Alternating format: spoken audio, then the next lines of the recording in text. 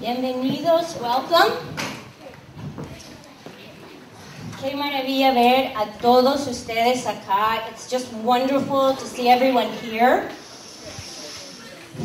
Estamos en el final de una semana muy larga, de mucho trabajo. We're at the end of a very long week of lots of work. Okay, and I should not hear any noise behind me. Okay, thank you. We had a wonderful privilege here at Oyster to work with a nationally known museum educator, artist, puppeteer, Daniel Barash. He has been in museums and classrooms all over the country, not performing, but actually teaching children the medium of shadow puppetry. Hemos tenido un privilegio muy grande tener acá a Oyster un educador conocido nacionalmente, ha estado en museos y salones de clase a través del país, enseñando a niños cómo crear sus propios títeres de sombra. So we decided as a team that the 4th grade would get to study Native American mythology and create 3 shadow puppet performances with the help of this wonderful artist. So I'm introducing him, and he's going to share a little bit about the origins of shadow puppetry, and then I will introduce each myth as they come up. Señora Guzmán, si quería decir algo antes de que empecemos. Okay. She was here, but I guess she's not anymore. Okay, so without further ado, thank you so much for coming. And Señora Guzmán, ¿usted quiere decir algo antes de que empecemos? Here she is, our principal, and we really thank her for supporting us in this week of really creative, really arduous work. No, it was really a great activity for the students, and it's really where creativity begins. I know that Miss Wayland and Miss Laura Kaiman and Miss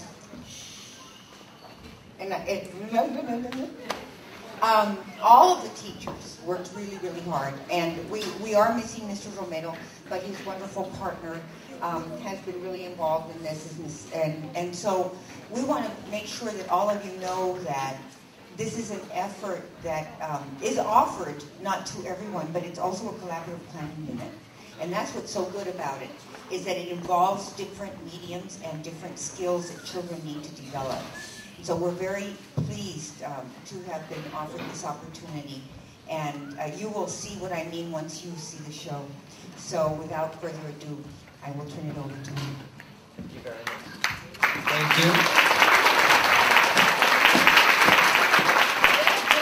Thank you very much. It's been a real honor to be here over the last week working with the wonderful teachers and the amazing students at Oyster Bilingual. So I want to first of all thank all of you. Particularly I want to thank Ms. Kleinman, because she was kind of a force that kind of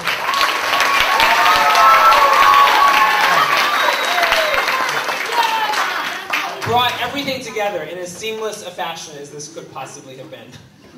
So I want to just explain a little bit about shadow puppetry.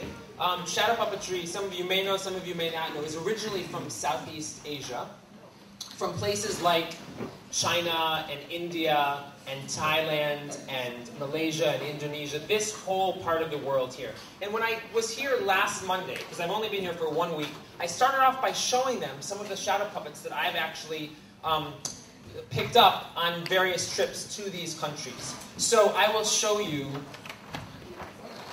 a couple of those shadow puppets right now.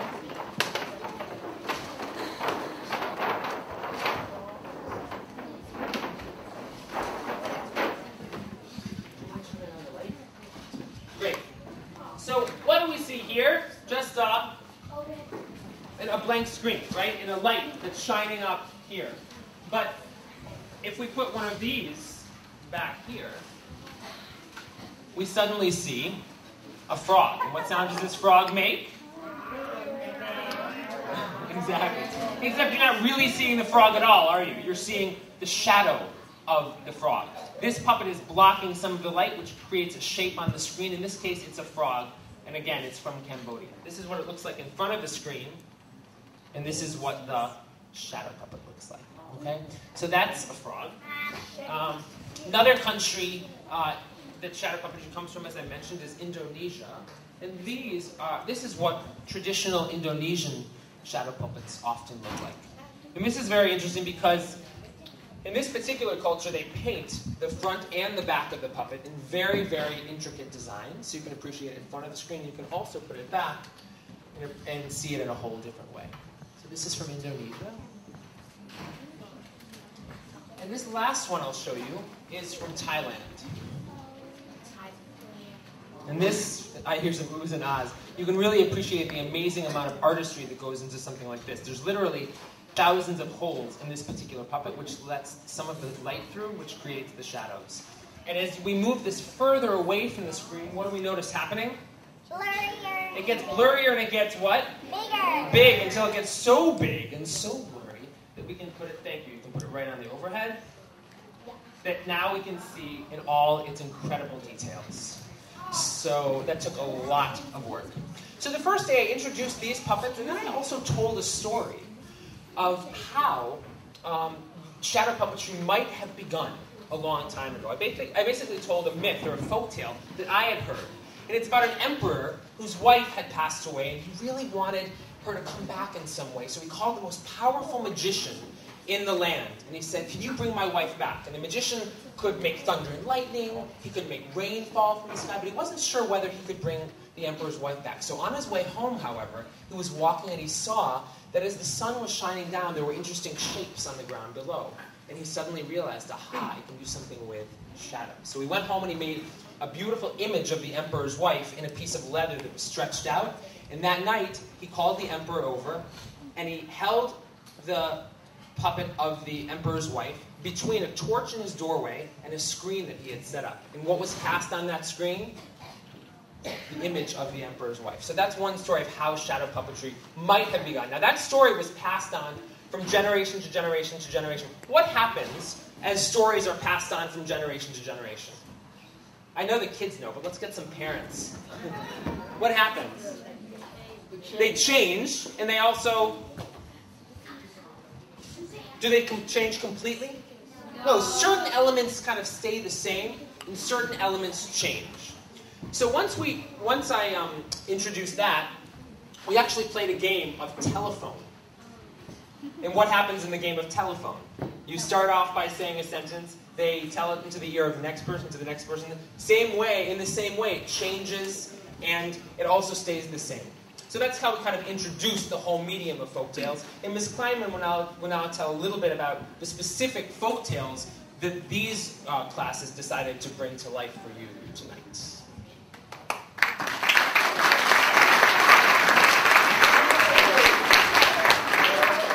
Okay. Thank you so much.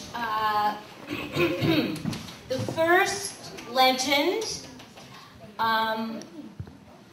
is from the Cherokee Nation. And the Cherokees, as we know, were originally from the southeast United States and then had to travel on the Trail of Tears out west. Their folk tales, of course, went with them. I'm sure many, many were lost. But this is one that remains today. And Miss Fuller adapted this folk tale. She wrote the script based on a book by Susan Ross called Kanahena. So this is 4C, and here is Kanahena. And you'll find out what it is.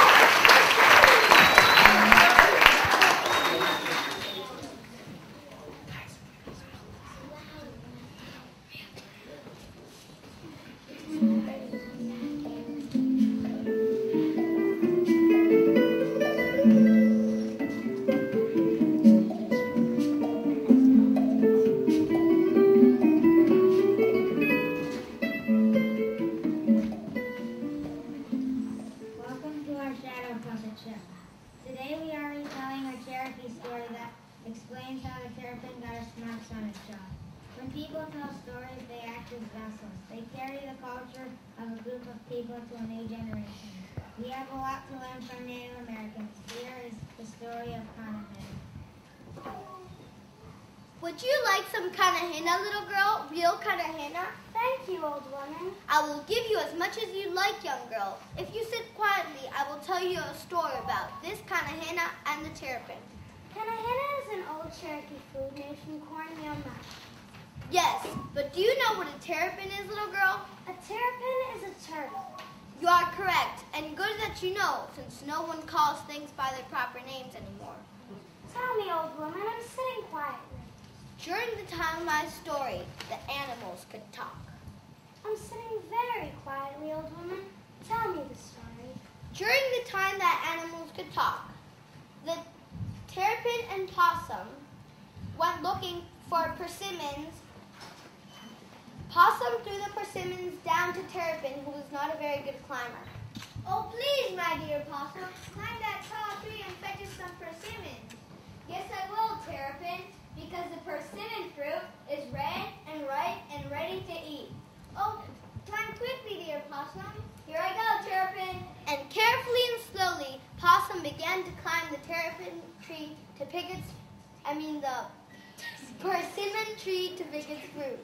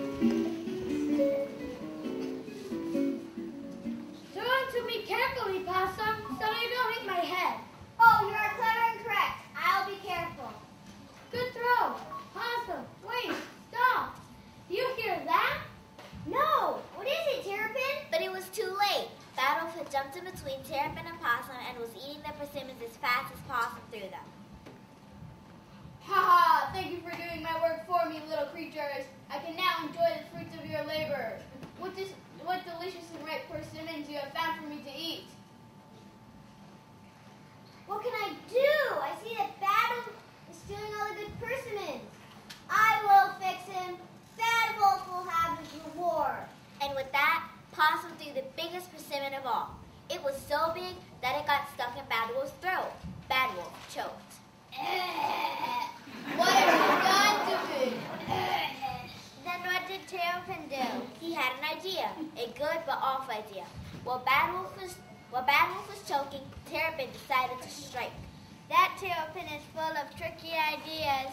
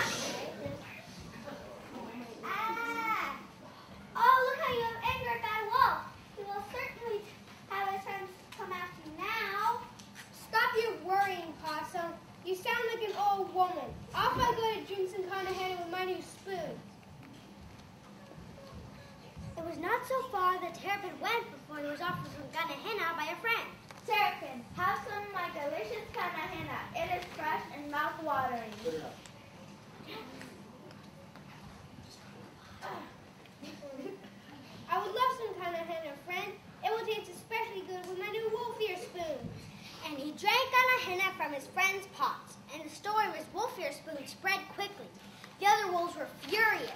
What did they do, old woman? Oh, Bad Wolf's friends had terrible things planned for poor Terrapin. Terrapin, is it true that you cut off Bad Wolf's ears and are using them as spoons? It is true, Wolf, and it makes the carne taste even more delicious than usual. We shall boil you in a clay pot, Terrapin. You deserve it. Ha! I will take your part off to pieces. Then we will roast you on a fire, Terrapin. You deserve it. Then we will throw you into the deepest part of the river. I will blow your fire out. Then we will throw you into the deepest part of the river where you will drown. Oh no, not the deep part of the river. That's what we'll do. We won't waste time doing it. Yes, let's throw him into the deepest part of the river, and that will teach him for cutting off Bad Wolf's ears. Yes, that will teach him. But the deep water is exactly where Terrapin wanted to be. He was a good swimmer and he swam to the other side of the river and escaped from the wolves. So he tricked the wolves and got away, old woman? Well, not quite, little girl. Some say the Terrapin hit his back on a rock in the river and broke his shell into many pieces. Others say he sang an old Cherokee song to heal himself.